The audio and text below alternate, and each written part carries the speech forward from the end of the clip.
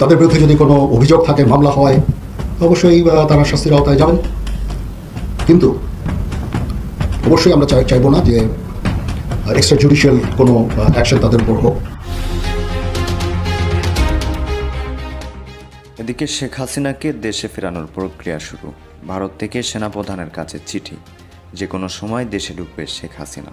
শেখ হাসিনা 24 ঘন্টার মধ্যে দেশে ফিরতে পারে, কিভাবে পারে, যুক্তিটা কি?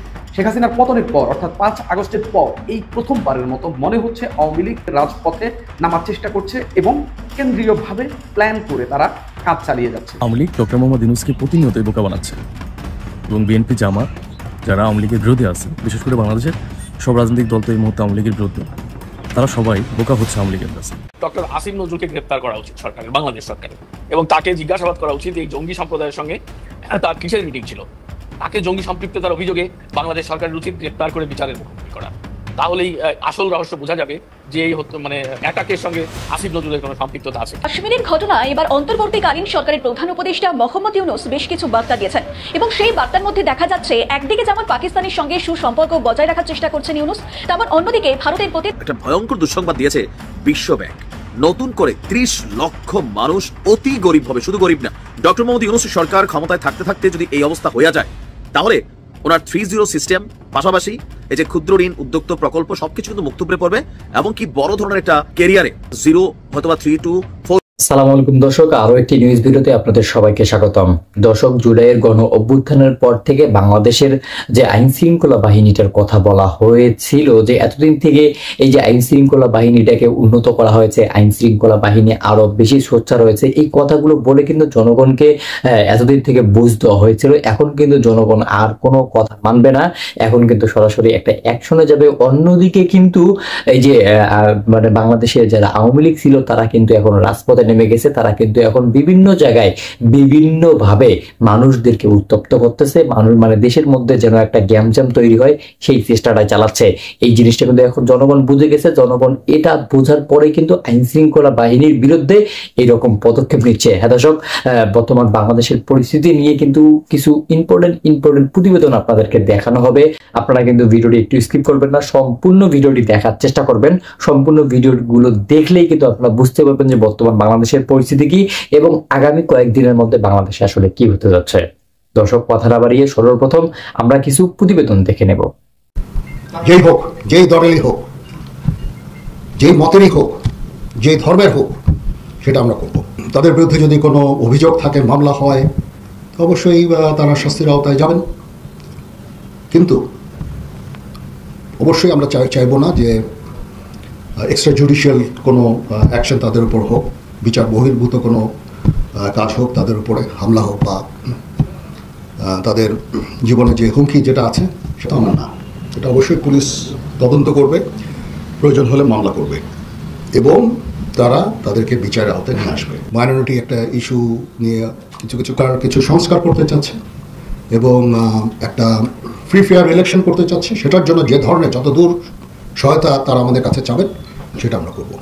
আমরা এই বিষয়টা দেখছি এবং যারা অপরাধী তাদেরকে অবশ্যই আমরা শাস্তির আওতায় নিয়ে আনব। এই অরাজক পরিস্থিতির মাধ্যমে নিজেদের ক্ষতি না করি। একটা প্রতিষ্ঠান বা একটা কোনো ফ্যাসিলিটি যেটা জনগণের পয়সায় তৈরি, এগুলো যদি আমরা অগ্নিসংযোগ করি, ভাঙচুর করি, ক্ষতি আমাদের। সেই দিকটা আমি নিশ্চিত সবাই খেয়াল রাখবে এবং এই সমস্ত কার্যকলাপ থেকে, ধ্বংসাত্মক কার্যকলাপ থেকে আমরা সবাই বিরত হব। পরিস্থিতি এখন স্বাভাবিক হয়ে এসেছে, কিন্তু পুলিশ এখনও ট্রমার মধ্যে আছে।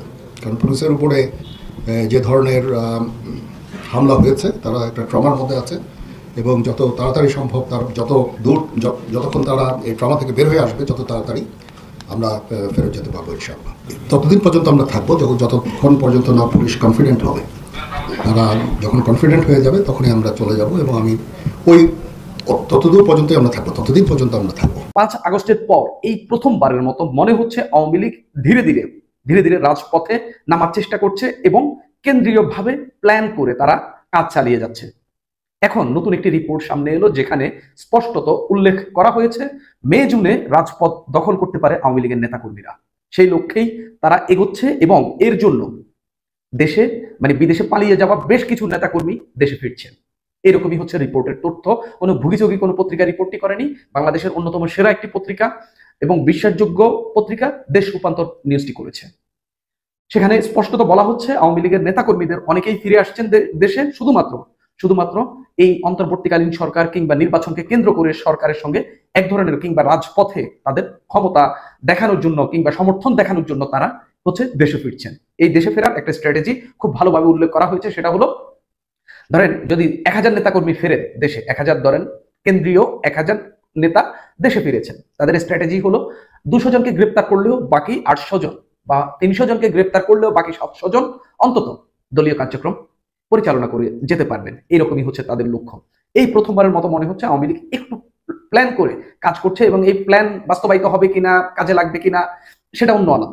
তবে তারা ধীরে ধীরে কিন্তু মে জুনকে টার্গেট করে তারা কিন্তু এগিয়ে যাচ্ছে। এই ক্ষেত্রে দলের নেতাকর্মীদেরকে একসঙ্গে রাখা এবং তাদের সঙ্গে নিয়মিত কথা বলার কাজটিও করে যাচ্ছে। কিছু তরুণ নেতা এই দায়িত্বটি পেয়েছেন। তার মধ্যে অন্যতম একজন হলেন গাজীপুরের সাবেক মেয়র জাহাঙ্গীর আলম, যাকে নিয়ে বিতর্ক রয়েছে। বিরোধী দলের নেতাকর্মীরা তো তাকে পছন্দই করেন না এবং তিনি আওয়ামী লীগের মধ্যেও তিনি খুব বিতর্কিত, কিন্তু তার কিন্তু সমর্থন রয়েছে। গাজীপুরে বলেন, ঢাকার আশপাশে বলেন, গাজীপুর ঢাকার একটা প্রবেশ দ্বার, সেখানে জাহাঙ্গীরের মতো একজন শক্তিশালী আওয়ামী লীগ নেতাকে খুবই দরকার। তার উপর তার কিন্তু ঢাকা এবং ঢাকার পাশের জেলা গাজীপুরে ব্যাপক জনপ্রিয়তা রয়েছে এবং সেখানে তার যেটা থাকে আর কি সাঙ্গপাঙ্গ গুন্ডা বাহিনী, বিভিন্ন ধরনের বাহিনী তো রয়েছে। একটু রিপোর্টটা একটু পড়ি।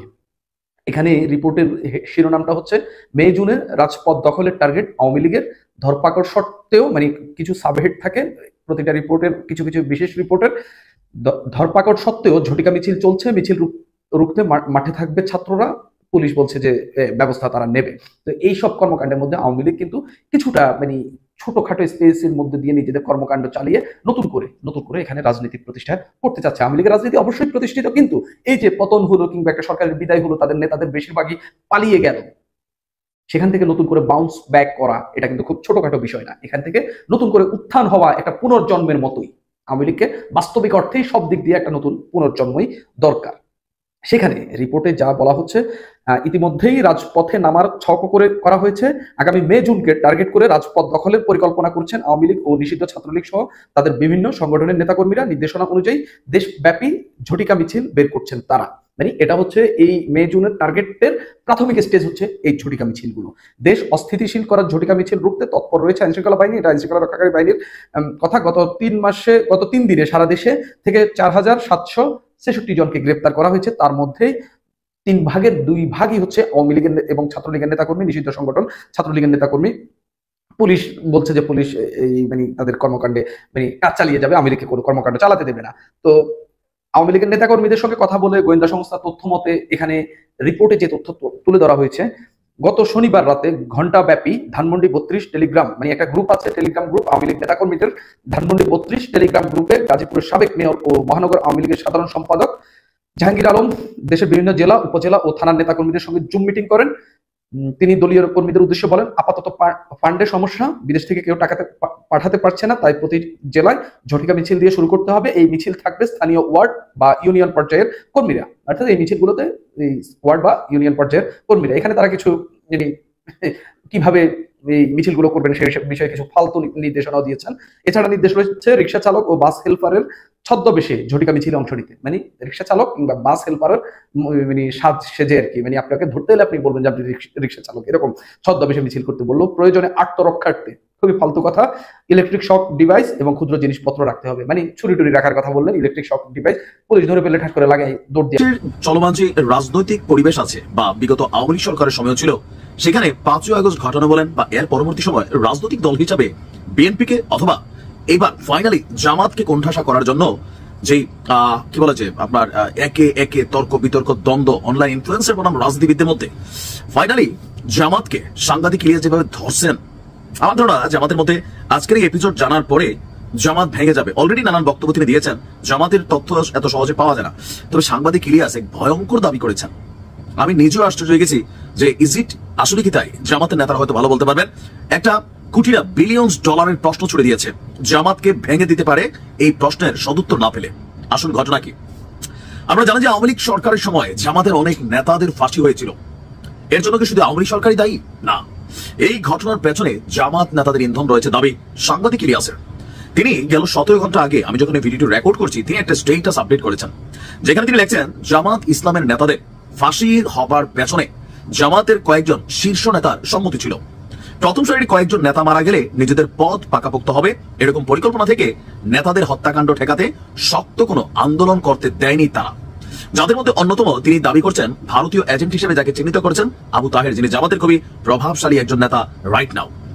5ই আগস্টের আগেও আওয়ামী লীগের পরামর্শে জামাতকে আন্দোলন থেকে দূরে রাখতে নাকি তিনি চেয়েছিলেন, যদিও তার সিদ্ধান্ত উপেক্ষা করে জামায়াত বিশেষ করে ছাত্র শিবির আন্দোলন চালিয়ে গিয়েছিল। দর্শক, তাহেরপন্থী নেতাদের কারণে জামাতের দেশপ্রেমিক নেতাদের ফাঁসির রায় হবার পরেও শিবির চূড়ান্ত কোনো আন্দোলনের অনুমতি পায়নি।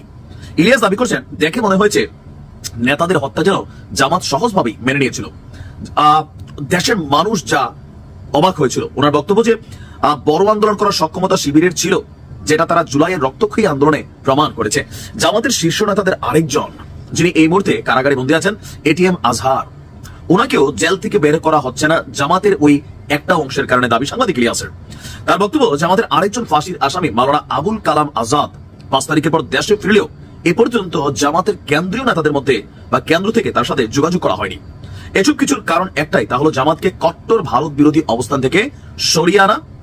আর কট্টর ভারত বিরোধী হবার কারণেই কথিত যুদ্ধাপরাধের বিচারের নামে দলের চিহ্নিত ভারত বিরোধী নেতাদেরকে হত্যা করা হয়। এমনকি 71-এ জামাত না করেও আমৃত্যু সাজা নিয়ে জেলে মরতে হয়েছে দেলোয়ার হোসেন সাঈদীকে। কিন্তু সব ক্ষেত্রেই জামাত কার্যত দর্শকের ভূমিকা পালন করেছে। নিজেদের নেতাদের কুরবানি দিয়ে জামাতের কয়েকজন নেতা স্বপ্ন দেখছে ভারত তাদেরকে ক্ষমতায় বসাবে, অথবা স্বপ্ন দেখছে জামাত বিভক্ত হবে। ওইসব নেতারা জামাতকে ক্ষমতায় বসাবে নাকি বিভক্ত করে জামাতকে ধ্বংস করবে সেটা সময় বলে দিবে, দাবি সাংবাদিক ইলিয়াসের। আর এরই মধ্যে তিনি দাবি করছেন যে জামাত এবং শিবিরের মধ্যে প্রকাশ্যে বিভেদ দেখা গিয়েছে, যা গণমাধ্যম পর্যন্ত পৌঁছেছে। আর অতীত ইতিহাসে জামাতে এমন কোন রেকর্ড নাই বলেও তার এই বক্তব্য। এমনকি তিনি এই মুহূর্তে দলটির যিনি ছাত্র শিবিরের সভাপতি আছেন তাকে নিয়েও একটা ভিডিও পোস্ট করেছেন যে সন্তোষ শর্মাকে হাফ সেজদারত শিবির সভাপতি, মানে কালবেলার সেই ঐতিহাসিক সম্পাদক। অপরদিকে সাবেক শিবিরের সভাপতির আরেকটা ছবি তিনি দিয়ে প্রকাশ করেছেন শ্রদ্ধেয় আব্বুকে সামনে রেখে পেছনে দাঁড়িয়ে বডিগার্ড সন্তান। এখন সাংবাদিক ইলিয়াসের এই স্টেটাস গুলা অথবা তার যে জামাতের বিরুদ্ধে এই মুহূর্তে অবস্থান আওয়ামী লীগের সাথে তুলনা করে জামাতকে যেভাবে তিনি ধরছেন, এই ধরায় অনেকে মনে করছেন জামাতের মধ্যে নেতাকর্মীদের মধ্যে বিভেদ তৈরি হতে পারে, দলটা ভাঙনের মুখে পড়তে পারে। আওয়ামী লীগ শেষ, বিএনপির অবস্থা 12টা বাজায় ডাকছেন, আর এখন জামাত। তাহলে বাংলাদেশে আগামী দিনে রাজনীতি করবে কারা? নতুন কোনো কিছুকে আমরা দেখবো? এনসিপি তো হচ্ছে গণহারে। এই জন্য সবাই বলে সাংবাদিক ইলিয়াস তুমি আসলে কার?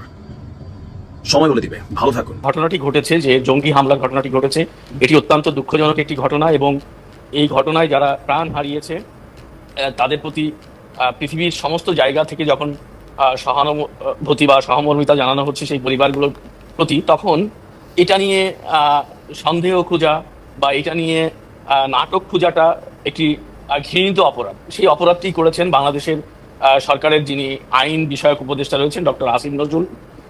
তিনি তার একটি ফেসবুক পোস্টে লিখেছেন যে ভারতের সরকার, বিশেষ করে তিনি নরেন্দ্র মোদীজি যিনি ভারতের প্রধানমন্ত্রী, তাকে তার নাম উল্লেখ করেই বলেছেন যে এটি তার ষড়যন্ত্র, তার চক্রান্ত, এবং এটি নিয়ে তিনি তদন্তের দাবি তুলেছেন। এটি একটি বিষয় ক্লিয়ার করা দরকার, সেটি হচ্ছে যে এই আসিফ নজরুল একটি বহু বিতর্কিত মানুষ। আমি মনে করি না আসিফ নজরুলের এই বক্তব্য রাষ্ট্রীয় বক্তব্য বা বাংলাদেশের মানুষের বক্তব্য। এটি কোনোভাবেই বাংলাদেশের মানুষের বক্তব্য হতে পারে না, কারণ এটি পরিকল্পিত একটি জঙ্গি হামলা। যে জঙ্গিরা এই হত্যাকাণ্ড ঘটানোর সময় ধর্ম নিশ্চিত হয়েছেন, যে যাদেরকে খুন করা হয়েছে তাদের ধর্ম নিশ্চিত হয়েছেন তারা। সুতরাং এই জঙ্গি তৎপরতা বা এই জঙ্গিদের পক্ষে ছাপাই গাওয়ার কোনো কারণ নেই। আর যিনি এই কাজটি করেছেন, এই ডক্টর আসিফ নজরুল, তিনি বাংলাদেশে এ ধরনের বিতর্কিত কর্মকাণ্ড বারবারই করে যাচ্ছেন এবং তিনি এ ধরনের বক্তব্য বিভিন্ন সময় দিয়ে যাচ্ছেন। এখানে ভয়ঙ্কর একটি তথ্য হচ্ছে যে কালকে যখন আসিফ নজরুল এই স্ট্যাটাসটি দিয়েছেন, তারপরে আমরা সামাজিক যোগাযোগ মাধ্যমে একটি ছবি পেয়েছি, যে ছবিটিতে আমরা দেখতে পেয়েছি যে ডক্টর আসিফ নজরুল লস্কর-ই তৈয়বার বাংলাদেশ শাখার যিনি প্রধান হিসেবে 2009 সালে গ্রেপ্তার হয়েছিলেন এবং 2009 পরবর্তী সময়ে তার বিরুদ্ধে বিচার হয়েছিল। সেই ইজাহার, মুফতি ইজাহার, সেই মুফতি ইজাহারের সঙ্গে একটি বৈঠকের পর একটি গ্রুপ ছবি প্রকাশ পেয়েছে, যেখানে অন্য কয়েকজন লোক রয়েছে।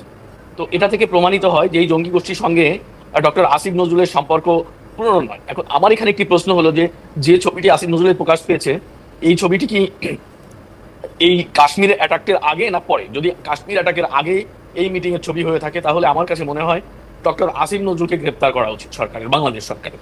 এবং তাকে জিজ্ঞাসাবাদ করা উচিত এই জঙ্গি সম্প্রদায়ের সঙ্গে তার কিসের মিটিং ছিল। এবং সে কিন্তু ইতিমধ্যে এই স্ট্যাটাসটি তার ফেসবুক থেকে সরিয়ে নিয়েছে, কিন্তু তার অবস্থান সে পাল্টায়নি। হয়তো রাষ্ট্রীয় চাপে এটি করেছেন, কিন্তু তার অবস্থান পাল্টায়নি। আমার যেটা মনে হয় যে এই যে মুফতি আজাহার, এ কিন্তু আন্তর্জাতিকভাবে স্বীকৃত একজন জঙ্গি নেতা, এবং তাকে গ্রেপ্তার করা হয়েছিল ভারতীয় হাইকমিশন এবং আমেরিকান হাইকমিশনে হামলার চক্রান্তের অভিযোগে। এবং তার নেতৃত্বে একটি জঙ্গি গোষ্ঠী কিন্তু বাংলাদেশে সক্রিয় ছিল এবং নিজেকে সে সবসময়ই লস্করি তৈবার বাংলাদেশ প্রধান হিসেবে দাবি করে আসছিল। তো সেই ধরনের একজন জঙ্গির সঙ্গে যে উপদেষ্টা মিটিং করেছেন এবং সেই উপদেষ্টা একটি এত বড় একটি জঙ্গি হামলা, একটি হত্যাকাণ্ড নিয়ে হাস্যরস করেছেন, একটি কি বলে বাজেভাবে ষড়যন্ত্রের গন্ধ করছেন, তাকে জঙ্গি সম্পৃক্ততার অভিযোগে বাংলাদেশ সরকারের উচিত গ্রেপ্তার করে বিচারের মুখোমুখি করা।